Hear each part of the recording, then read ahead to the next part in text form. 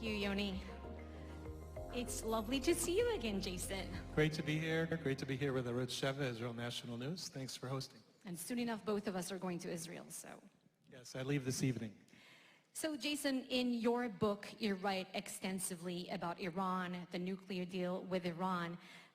I wanted to ask you if are you surprised that here we are, they've been negotiating in Vienna for such a long period, and yet there is still no deal, despite what we're hearing in terms of very far-reaching concessions on behalf of the Biden negotiating team.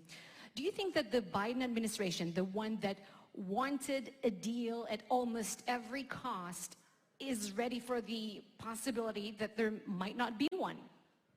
Well, I certainly hope so. I mean, I'm grateful more than surprised. I think they did want a deal at pretty much any cost. I think slowly they're realizing you can't make a realistic deal with this regime. However, I'm still fearful.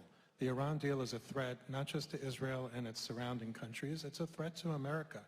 And I think what we should understand from what's happening in Ukraine, imagine, Russia's threatening the U.S. and our allies with Ukraine with nuclear weapons. Imagine if Iran gets its hands on nuclear weapons. That's true. Well, President Biden is also expected to go to the Middle East, not just us, as early as next month. He will visit Israel.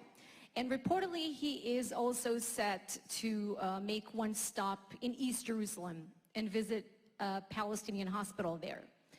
According to recent reports, he is also likely to meet with the Saudi Crown Prince, Mohammed bin Salman, the same guy who just wouldn't pick up the phone from the White House just a while ago, according to the Wall Street Journal report.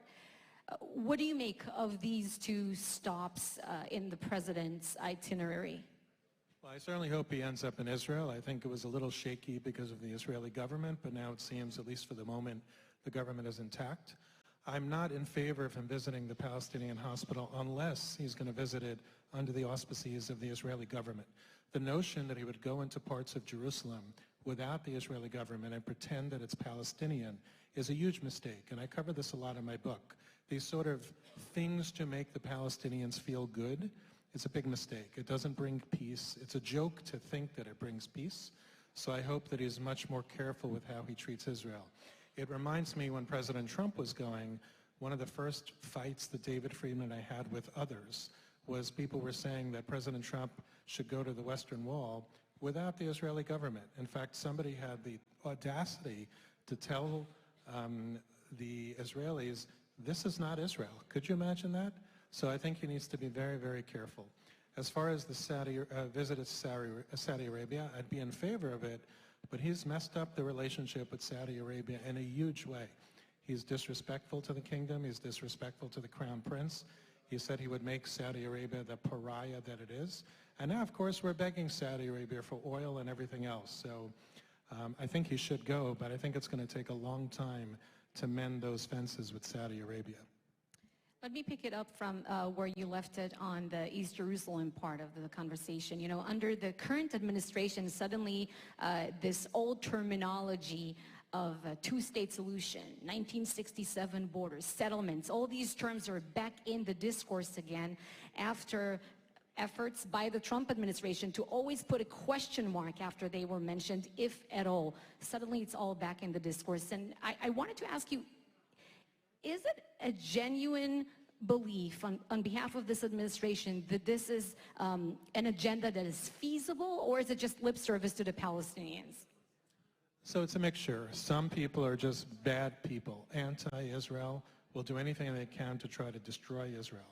And then there are people who truly believe that a so-called two-state solution is the answer. But when you push back, as I did and as my colleagues did when we worked under President Trump, and you ask them, what does that mean? For example, what does it mean for security? You know what you get? I don't know. I don't Crickets. know. Right, really, nothing. It's very embarrassing. You realize the more and more you push back on arguments, we talk about East Jerusalem. I don't know, for those of you in the audience that remember when they opened up by the city of David, the tunnel leading up to Har HaBayit, to the Temple Mount. There were all sorts of articles in the press that David Friedman and I were breaking Arab homes and so on, which was ridiculous. And then when I went back to the White House and I asked my colleague in the National Security Council, Why do people keep saying that East Jerusalem belongs to the Palestinians? And this is a guy who's been working on this file for 15 years. You know what he said? Let me get back to you. And it took him 3 days of not getting back to me. And when I pressed him, he said very sheepishly, you know, Jason, it's just that people say it. And because people have been saying it for so long, it just is. So it's a real shame, and I think everybody in this audience who supports Israel and Israel's rights to sovereignty and all the places that Israel should have sovereignty needs to keep fighting back. Otherwise, it's going to be an overwhelming, the entire conversation will be overwhelmed by what's happening. And language matters, as we know. Absolutely. You've been involved in crafting one of the most substantial contributions to the Middle East region in decades, the Abraham Accords.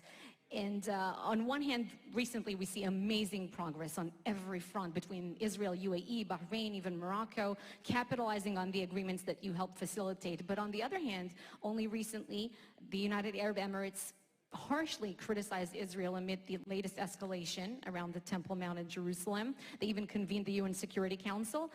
What can we do, or how, rather, can we act in order to keep this relationship, these peace agreements in place in for the long haul?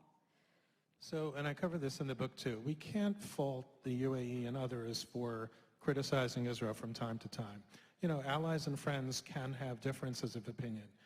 They have to worry about their own national interests, their own national security. But what I think it's incumbent on anybody who supports the Abraham Accords and who supports the state of Israel, go to these countries, show them what Israel's about, show them what Judaism is about, by the way. Make friends, do business there, and slowly but surely you'll find that the relationship will be cemented further and further. It's really, really important.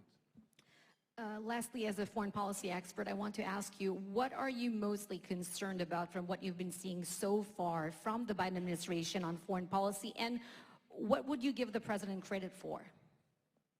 Wow. Look, I'm trying not to be political here, but I think the world is a mess. Now, not all of it is his fault, right? I think on Ukraine, for example, we were slow to start, but I think he's doing as good a job as he can possibly do under the circumstances. I don't think he gets the credit for uniting the Europeans. The Europeans, if they can't be united on this conflict, which is in their own backyard, shame on them. But I think he's doing as good a job as possible. Obviously, Iran is, to me, the biggest worry for Israel and for the region and for the United States. And as we said in the first question, you know, the jury's out on what's going to happen there. But I think there was a lot of pushback the first time the Iran deal came about. I'm seeing less and less pushback now. And I think, again, here too, it's incumbent on anybody who supports Israel to open, you know, to shout from the rooftops, don't sign this Iran deal. So that's what we're doing here. Thank you so much, Jason Greenblatt. Terrific insights as always. You can read more in his book. Thank you. Okay. Thank you very much. We're going to go directly to the Jerusalem Award. If you could stay with us on the stage, please.